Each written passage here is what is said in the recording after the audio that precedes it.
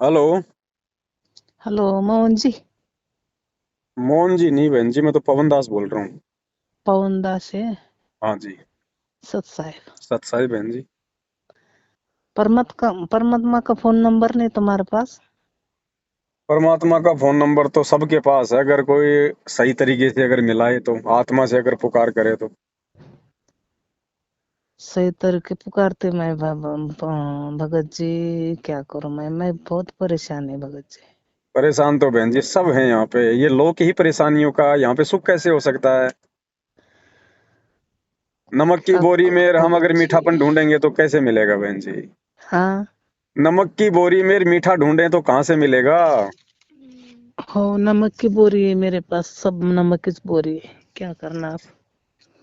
दुख तो सबके ऊपर है बहन जी, किसके पास नहीं। आज गुरु जी खुद आज आज ये दिखा रहे हैं कि बेटो मेरे से बड़ा दुख तो किसी के ऊपर आ ही नहीं सकता। खुद गुरु जी जेल में हाँ। बैठे हैं इतने दुख वो भी लेके। वो भी हम सही भगत है। कहाँ से हम सुखी हो जाएंगे, ये बात बताओ। वो भी सही है परमात्मा का। हैं? परमात्मा इसीलिए तो दिखा रहा है ना कि मेरे बच्चे बार बार मेरे से प्रार्थना ना करें, अपने मन को छोटा ना करें। ये देखें कि जब हमारे गुरुदेव साक्षात परमात्मा है, और वो भी एक लीलामय रूप में हम भक्तों को ये दिखाने के लिए, हमारी हिम्मत बंधाने के लिए कि बच्चों, इस काल के लोक में जब भगवान को भी इसने नहीं बख्शा तो तुम्हारी औकात क्या अगर तुमने भक्ति नहीं करी तो। भक्त कर रहे भगत जी मैं। पर वो भक्ति करके भी मेरे ऊपर बहुत परेशान आ रही गुरु है, जी के क्यों आ ऊपर भी रहे तो हैं ऐसे? भक्ति करते करते दुख आए हैं। अरे हम तो मर्यादा खंड कर सकते हैं, गुरुजी कौन सी मर्यादा खंडित कर देंगे? वो भी नहीं, तो एक भगत मर्यादा की नहीं खंड भूमिका में करते। मरी, वो भी तो एक भगत की भूमिका में मरी। अपना भक्ति करते हैं, आरती भी करते हैं, मंत्र भी करते हैं, सब करते हैं ना गुरुजी। हाँ। जब उनके ऊपर भक्ति करते करते दुख आ सकते हैं तो आप और हमारी क्या औकात है, नहीं आएंगे? हाँ। वो परमात्मा भी एक सही बात है। उदाहरण पेश करते हैं बहन जी, अपने ऊपर लेके हर बात को। वो भी सही बात और है। दुख भी भक्ति से ही मिटेंगे, ये भी कहा गुरुजी ने कि बच्चों दुख भी इस भक्ति के करते रहने से ही मिटेंगे। मालिक कहते हैं ना कि राम नाम जपते रहो जब तक घट में प्राण, कबू तो दीन दयाल कह भिनक पड़ेगी कान। कभी तो सुनेगा परमात्मा, ये सोच के भक्ति करते रहो। और बहन जी आज से पहले जितनी भी महान आत्माएं हुई हैं जिनका गुरु जी हमें सत्संगों में जिक्र करते हैं, चाहे धर्मदास जी हो, मीरा जी हो, धन्ना जी हो, रविदास जी हो, मंसूर जी हो, बताओ बहन जी क्या उनके जीवन में कभी कोई सुख आया था? नहीं, सुख नहीं बताओ। आया, मगर वो इसमें सत्संग में लोग जाते ना, वो मेरे को ऐसा बोलते उसमें। हाँ, हमको ये लाभ होगा, हमको वो लाभ होगा। मेरे को घर नहीं होना। घर सब पड़ गया है। मैं अभी झोपड़ी में रहती हूँ। मेरे को घर नहीं होना, मेरे को धन दौलत कुछ नहीं होना। मेरे को शारीरिक समस्या है। अन लोग कुछ भी बोलते हैं। एक बेटा, दो बेटे, एक बेटी थी भगत जी। मेरे को एक बेटे को बहू ने मार डाला। ऐसी हम्म। गंदा चाल है तो उसमें वो हम्म। लोग को पकड़ के उसने मार डाला। वो बच्चे अनाथ आश्रम में डाले। हम्म। सके बहन के दूल्हे लेके भाग गए। हम्म। दूसरे मिलिट्री मैंने भगत जी बहुत पैसा लगाया मैंने। हम्म। ये इसमें आने के पहले बहुत पैसा लगाया, हम्म। इधर से उधर से हम्म। काम करके। हम्म। बहुत हमारे हाँ, खेती नहीं कुछ नहीं। हमारे घर वाले हम्म। वो हमाले करते, पोते हम्म। उठाते किंटल किंटल के, पड़ते झड़ते। उनका पाँव को भी एक्सीडेंट होया, मेरा भी होया। फिर भी फासले हम मुंडे मेरा पाँव टूटे है, फिर भी हम काम करते अन खाते। वो शेजारी लोग है ना, वो क्या करते, हम बहू, छोटी बहू है ना, मिलिट्री मैन की औरत, वो माँ बाप के यहाँ रहती, हमको बोलती भी नहीं। लड़के को बोल देती भी नहीं, पैसा दे देती भी नहीं, दिखन देती भी नहीं, कुछ नहीं। यहाँ आती अन बहुत झगड़ते, मारने को दौड़ती, कुछ भी बोलती। हम्म। अनसे घर में जाती और उसको एक के दो लगा के देती। वो बेटा फोन पर कुछ भी बोलता भगत जी। हम्म। ये है मेरा समस्या। कोई बात नहीं बहन जी, ये समस्या परमात्मा आपको क्यों दे रहा पता है? हम्म। आपका मोह भंग करने के लिए, कि कहीं आपकी आस्था आपकी आपकी बेटे की बहू में, आपके बेटे में, इनमें ना रह जाए। तो देख लो भाई, ये बेटे बहू हैं आपके? नहीं है ना? है ना? नहीं है ना आपके, ना आपका बेटा आपका है, ना आपकी बहू आपकी। अगर आपके होते तो आपको प्यार से रखते, हाँ तो परमात्मा आपका मोह भंग कर रहा है कि बेटी इनसे आस्था हटा ले और अपने गुरुदेव में आस्था लगा ले। बाकी 2 टाइम का खाना तो मिल ही रहा होगा जैसे तैसे। भगत जी, हमारे होते कुछ नहीं होते आप। हमको खिलाने वाला कोई, कौन तो फिर लाएगा, आप कौन कैसे खा रही हो? खिलाएगा, आप कौन कैसे काम खा रही हो? करेगा। अभी आप कैसे पेट भर रही हो? अभी चलने को आता नहीं, हम घर वाले को भी, हम मेरे को भी चलने को आता नहीं। कैसा भी ऐसे पाव खरक के ऐसे वैसे करके हम पकाते और खाते, कुछ भी लाते खाते, ऐसा है कहाँ भगत से जी। लाते हो? हाँ, घर वाले, हाँ, घर में तो करना पड़ता ना। नहीं नहीं, आप जो खाना खाती हो वो अनाज कहाँ से आता है? अनाज ही कंटोर गिंटोर मिलता है ना सस्ते में, कभी फुकट में, ऐसे मिलते ना भगत जी। फोकट में कहाँ से? कभी कभी फुकट भी आ जाता है कंटोर, कैसे? हमारा राशन। आप वैसे किस वो समाज से हैं आप? कार्डक में कभी कभी पैसे के भी आते हैं। कभी 100 रुपए का धंधा लगता, कभी नहीं लगता, आंग पे रहते ना हो पोते बोरे उठाने की। अच्छा अच्छा अच्छा अच्छा, कोई बात नहीं बहन जी, जैसा तैसा है वैसा आप करती रहो, लेकिन मर्यादाओं का विशेष ध्यान रखना। आप मर्यादा अब 12 महीने होते हैं, दिसंबर 12 तारीख को कुछ भी मर्यादा नहीं। मैं पहले तो खाती भी नहीं, पहले से खाती नहीं मैं। जी, और आप भी तो मर्यादा भी कुछ कुछ नहीं खंड करते मैं भगत जी, मैं क्या करूं। नहीं आप मतलब मर्यादाओं में हो ना?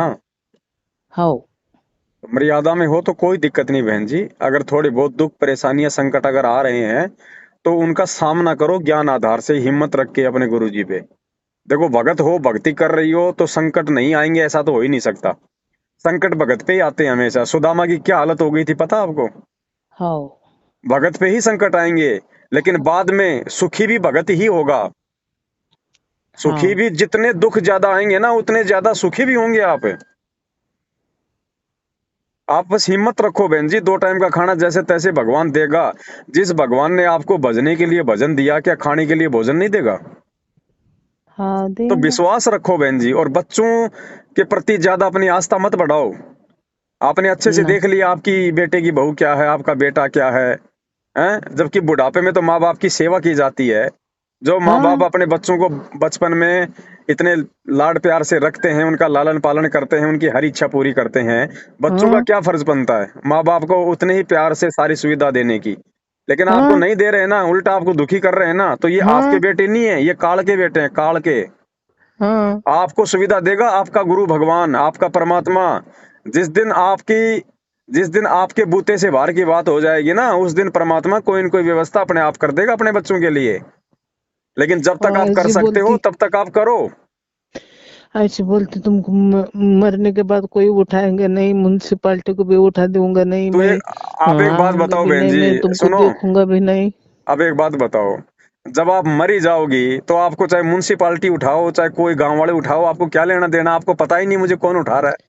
हमें क्या लेना मैं देना बहन जी मरने के बाद में? ये वो तो मिट्टी है शरीर, उसको कोई उठाओ चाहे ना उठाओ, जलाओ चाहे गाड़ो चाहे फेंको चाहे उसको जानवर खाओ, उसका कोई हाँ, मतलब ही नहीं है। आपको चिंता ही नहीं होनी वो चाहिए इस वो बात की तो। ऐसे बोलते ना, कुछ भी बोलते भाई। देखो, वो तो कुछ भी बोलेंगे, वो क्यों बोल रहे हैं आपको पता है? हाँ वो काल भगवान की प्रेरणा से आपको भक्ति से नीचे गिराने के लिए कि आप ये भक्ति छोड़ दो और हमारे रंग में रंग जाओ। आप भी खाना पीना शुरू कर दो, सारे काम धंधे शुरू कर दो जो वो कर रहे हैं। काल ये चाहता है बहन जी, आप इस काल भगवान की चाल को समझो। वो आपको भक्ति से नीचे गिराना चाहता है उन लोगों के माध्यम से आपके ऊपर दबाव देके। देखो, आदमी है ना, आदमी बाहर वालों की सारी बातें सहन कर लेता है, लेकिन जब उसके अपने घर वाले उसके खिलाफ हो जाते हैं ना तो उसका मनोबल टूटने लगता है ना। हाँ तो इसी प्रकार काल जो है आपके घर वालों के माध्यम से ही आपको भक्ति से नीचे गिराने का लगातार प्रयास करेगा। हर बार आपको इंजेक्शन लगवाएगा, तू ये नहीं करती, तू वो नहीं करती, तू हमारी माँ नहीं है, तू ये है, तेरे को घर से निकाल आज देंगे, तेरा सोलह बाद पंद्रह में क्या बरस हो होगा। गए भैया। तो भगत जी ऐसा बोलता हो, ऐसा कुछ ही नहीं ऐसा ही बोलता, बोलता ऐसा हाँ। बोलता। तो आप है ना, आप थोड़ा सा बहन जी धैर्य रखो, शांति रखो, अपने गुरु जी पे विश्वास रखो, और हर मुसीबत में हर संकट में अपने गुरु जी से आप जी जो है प्रार्थना करती रहो परमात्मा से। परमात्मा सक्षम है बहन जी, क्या नहीं कर सकता हमारा भगवान है। परमात्मा कहते हैं साहिब से मालिक कहते हैं कि साहिब से सब होत है, बंदे से कुछ नाही, वो राई से पर्वत करे, फिर पर्वत से राही है। और सतगुरु जो चावे सो कर दे, भरम पड़ो मत कोई, सेऊ धड़ पर शीश चढ़ाया, पाछे करी रसोई। हमारे गुरुदेव भगवान सतगुरु रामपाल जी परमेश्वर क्या नहीं कर सकते बहन जी। मालिक चुटकियों में, जब एक तीन लोक का भगवान श्री कृष्ण अपने भगत सुदामा के लिए सुदामा पूरी रच सकता है, उसको धन धान्य से परिपूर्ण कर सकता है। अरे हमारे परमात्मा तो वास्तव में त्रिलोकीनाथ है। 21 ब्रह्मांड काल के, सातसंग ब्रह्मांड अक्षर पुरुष के और सतलोक, ये तो तीनों लोगों का त्रिलोकीनाथ है बहन जी। ये परमात्मा अपने बच्चे को क्या नहीं दे दे, लेकिन ये परमात्मा देगा नहीं। क्यों नहीं देगा? क्योंकि जब तक हमें ज्ञान नहीं होगा। जिस दिन हमें ज्ञान हो जाएगा, माया का सदुपयोग करना हम सीख लेंगे, फिर देखना परमात्मा कुबेर के भंडार भर देगा। कुबेर के भंडार। आप कहीं घर से बाहर जाओगी तो चाबी कौन से बच्चे को देके जाओगी? समझदार को, या फिर जो 2 साल का उसको दोगी? जो समझदार उसी को दोगी ना। तो हाँ परमात्मा ये माया उसी भगत को देगा जो समझदार हो जाएगा, जो माया के गुण और अवगुणों से परिचित हो जाएगा कि ये माया क्या लाभ दे सकती है, क्या हानि कर सकती है, उस बच्चे को परमात्मा देगा। तो बहन जी, हम पहले उस लायक बने, हम गुरुदेव के सत्संगों को ध्यान से सुने, सात संगति के वीडियो को ध्यान से सुने, अपने गुरुदेव को भगवान माने, गुरुदेव को हम घर पे भोग लगाना शुरू करें, चाहे हलवे का, चाहे रोटी का, चाहे खीर का, चाहे फल फ्रूट का, जैसा भी आप खाती हो। आप सबसे पहले अपने गुरुदेव भगवान को, अनदेव की आरती तो जैसे अनदेव को भोजन लगाते हैं, और एक होता है अपने गुरु भगवान को भोग लगाना, भोग की आरती। आपको नाम दीक्षा लेने के बाद में वो आरती की पुस्तक मिली होगी ना कि? शिक्षण नहीं भगत जी। कोई बात नहीं, अगर आप नहीं हो तो कोई दिक्कत नहीं, आप पढ़ी लिखी नहीं हो तो कोई दिक्कत नहीं है बहन जी। आप तो अपने गुरुदेव भगवान को सबसे पहले समर्पित करके फिर आप खाया करो कि परमात्मा पहला भोग आपका है, और आपके बाद में परमात्मा आपके दासी को मिलेगा। मुझे पढ़ना लिखना कुछ आता नहीं परमात्मा, आरती में कर नहीं सकती मालिक, बस आप इसको स्वीकार करो, आपका बचा कुचा हम आपके बच्चे को जो है मिलता रहे। देखना बहन जी, थोड़ा संघर्ष है। देखो अभी तो हमारे गुरुजी संघर्ष कर रहे हैं ना। हाँ अभी भक्ति नहीं चल रही किसी की भी। कोई ये सोचे कि मेरी मेरी तो बहुत बड़ी भक्ति चल रही है, या वो मर गया वो सतलोक गया, कोई नहीं जा रहा सतलोक, सब वापस आ रहे हैं घूम फिर के। अभी तो हाँ भगवान संघर्ष कर रहा है, भगत कहां से भक्ति कर लेंगे? अरे भक्ति ना करवाने के लिए तो भगवान संघर्ष कर रहा है, वो समय लाने के लिए। हमने तो भगवान के संघर्ष में सहयोग करना चाहिए। जिस अज्ञान और पाखंड को मिटाने के लिए गुरुजी संघर्ष कर रहे हैं, जेल में हैं, वही अज्ञान और पाखंड गुरुजी के परिवार ने शुरू कर दिया, इन नामदान केंद्र वालों ने शुरू कर दिया। तो बहन जी, हमारी तो जिम्मेदारी बनती है कि भगवान के उस मिशन में हम सहयोग करें, इन अज्ञान और पाखंडियों के खिलाफ हम आवाज उठाएं, भगत समाज को जागरूक करें। और लोग इन्हीं के पीछे चल रहे हैं, तो ये तो भगवान के दुश्मन है।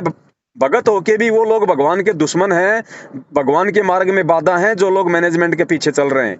यही काल की सूक्ष्म चाल है बहन जी। वो ऐसे फंसा के रखता है कि बेटा लगा रहा है, ये तो गुरु जी का परिवार है ना, ये थोड़ी गलत करेगा। अरे बेटा ये तो कोऑर्डिनेटर है, ये थोड़ी गलत करेगा। और सारे उल्टे कर्म यही कर रहे हैं और करवा रहे हैं। हाँ तो आप तो अपने गुरु जी पे विश्वास रखो।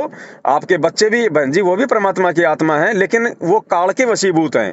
वो नहीं बोल रहे ये सारी बातें, काल उनमें कुप्रेरणा कर रहा है। काल चाहता है कि मैं घर में झगड़ा करवा दूं, घर में आपस में लठ बजवा दूं। लेकिन हमें तो परमात्मा ने ज्ञान दे दिया, अब हमने थोड़ा समझदारी से काम लेना पड़ेगा। उनको भी धीरे बस धीरे परमात्मा, ऐसी बात नहीं, सद्बुद्धि देगा बहन जी।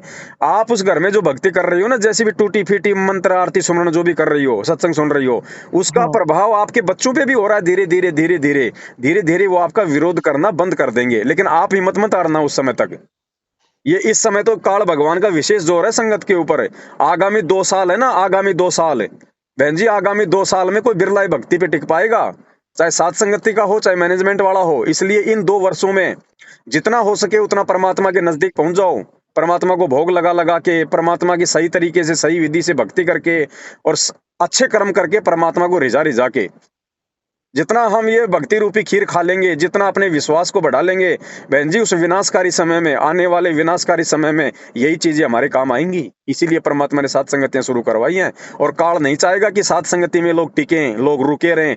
वो कोई न कोई बहाने से, किसी न किसी तरीके से अपने एजेंडे को प्रेरणा करके वो सात संगति से लोगों को हटाएगा, ताकि आने वाले समय में, क्योंकि उनको आत्मा की खुराक उनको मिलेगी नहीं, मैनेजमेंट में कुछ है ही नहीं वहां पे। और सात संगतियों से हट जाओगे तो फिर आप जो है मतलब दोष पैदा कर लोगे अपने भगत भाइयों बहनों के प्रति, तो फिर आपके अंदर भक्ति बनेगी नहीं, आपके अंदर विश्वास उत्पन्न होगा ही नहीं, आपके अंदर दोष पैदा हो जाएगा। तो धीरे धीरे काल आपको अंदर से खोखला नहीं कर नहीं देगा, नहीं, और वो यही चाहता है। परमात्मा को मैं दोष नहीं देती, मैं पहले से भी दोष नहीं देती हाँ, तो देना भी नहीं भगत चाहिए। जी। अगर ऐसी कोई परिस्थिति आ जाए तो गुरु जी कहते हैं भगत ने अपने आप को ही दोष देना चाहिए कि भगवान हो सकता है मेरी कोई गलती है। मैं परमात्मा को पहले से भी नहीं देती मैं दोष।